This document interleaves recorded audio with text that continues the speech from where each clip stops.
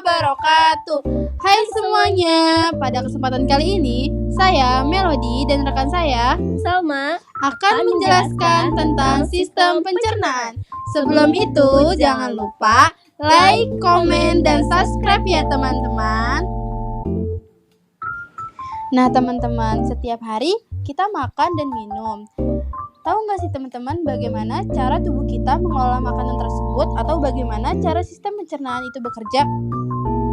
Jadi misalnya makanan yang teman-teman makan itu dalam bentuk roti atau dalam bentuk daging. Bagaimana prosesnya pencernaan hingga bisa diserap oleh tubuh kita? Nah, penjelasannya lebih lengkapnya sebagai berikut ya. Sebelum itu, teman-teman sudah tahu belum apa itu sistem pencernaan? Nah, jadi sistem pencernaan adalah saluran yang menerima makanan dari luar dan mempersiapkannya untuk diserap oleh tubuh. Dengan jalan proses pencernaan, mengunyah, menelan, dan pencampuran dengan enzim dan zat cair yang terbentang mulai dari mulut, ori, sampai anus.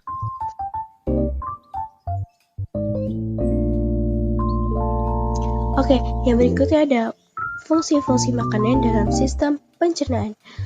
Fungsi makanan dalam sistem pencernaan adalah untuk dipecah dan diserap menjadi nutrisi yang dibutuhkan tubuh. Yang pertama ada sumber energi. Makanan dan minuman yang dikonsumsi diolah oleh sistem pencernaan untuk menghasilkan energi yang dibutuhkan tubuh dalam beraktivitas. Yang kedua ada perbaikan sel. Nutrisi dari makanan membantu memperbaiki sel-sel dalam tubuh. Yang ketiga ada regenerasi kulit. Nutrisi dari makanan membantu meregenerasi kulit. Dan yang terakhir ada daya tahan tubuh. Bakteri baik di usus membantu memproduksi senyawa yang meningkatkan daya tahan tubuh.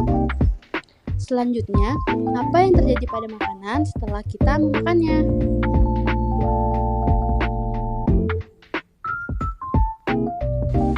Nah, gimana sih proses pencernaan?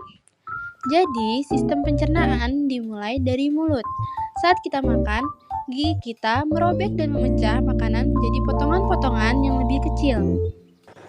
Nah, selanjutnya air liur kita mulai memecah makanan dan mengubahnya menjadi campuran makanan dan cairan pencernaan yang berbentuk seperti bola. Air liur juga melembabkan makanan sehingga lebih mudah ditelan. Selanjutnya, perhentian berikutnya adalah kerongkongan. Kerongkongan adalah tabung berongga yang menghubungkan mulut ke lambung kita. Nah teman-teman, setelah kita menelan makanan kita, bergerak di dalam tabung berongga ini dan mendapatkan tekanan yang kuat.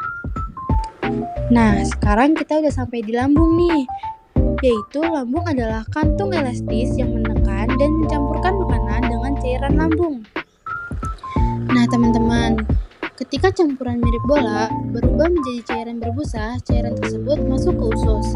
Usus memiliki dua bagian, yaitu usus kecil berfungsi untuk memecah serta menyerap nutrisi yang terdapat di dalam makanan yang kita konsumsi. Nah, sedangkan usus besar merupakan bagian akhir dari proses pencernaan kita sebelum dikeluarkan melalui anus. Makanan kita semakin dipecah di usus kecil dan tubuh kita menyerap semua nutrisi darinya. Nah teman-teman, kalian tahu gak sih ada 3 bagian yang membantu terjadinya proses ini, yaitu hati, pankreas, kantung empedu. Ketiganya melepaskan cairan pencernaan yang membantu memecah lemak, protein, serta karbohidrat. Nah teman-teman, usus besar kemudian mengambil semua kandungan air dari apapun yang tersisa dari makanan kita. Hasilnya adalah massa padat yang disebut tinja. Selanjutnya, tinja lalu memasuki rektum sebagai penyimpan sementara sebelum keluar dari tubuh melalui anus. Nah, teman-teman, selanjutnya ada penyakit-penyakit yang ada di dalam sistem pencernaan. Yang pertama ada diare. Diare adalah gangguan pencernaan yang paling umum terjadi, ditandai dengan buang air besar yang encer lebih dari 3 kali dalam sehari. Yang kedua ada sembelit. Sembelit itu gangguan pencernaan yang ditandai dengan frekuensi buang air besar yang jarang dan disertai dengan kesulitan buang air besar. Yang ketiga ada wasir. Wasir itu pembengkakan pembuluh darah di sekitar atau di dalam anus yang dapat disebabkan oleh sembelit kronis, hamil, atau obesitas. Yang keempat ada GERD, penyakit asam lambung yang terjadi ketika asam lambung naik ke kerongkongan secara berulang. Nah, yang kelima ada MAH, gangguan sistem pencernaan yang ditandai dengan rasa perih pada dinding lambung. Yang keenam ada tukak lambung, luka pada lapisan lambung dan usus halus bagian atas yang umumnya disebabkan oleh infeksi bakteri Helicobacter pylori atau penggunaan obat pereda nyeri dalam jangka panjang. Yang ketujuh ada intoleransi makanan, yaitu kesulitan mencerna makanan karena tubuh terlalu sensitif terhadap kandungan tertentu dalam makanan. Nah, yang terakhir ada pankreatitis, peradangan pada pankreas, organ penghasil hormon pencernaan dan insulin. Jadi teman-teman, sekarang kita udah di materi akhir nih. Nah, rangkuman dari materi kita adalah sistem pencernaan berperan penting dalam menyuburkan makanan kita.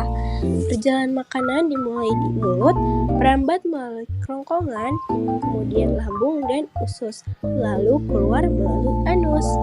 Kata-kata hari ini, kenikmatan hidup paling nikmat di dunia ini adalah sehat. Karena apapun yang kamu miliki di dunia ini tak akan kamu nikmati jika kamu sakit. Oke, itu tadi penjelasan singkat dari kita tentang sistem pencernaan. Semoga dengan video singkat ini teman-teman dapat mengerti ya dengan apa yang tadi kita jelaskan.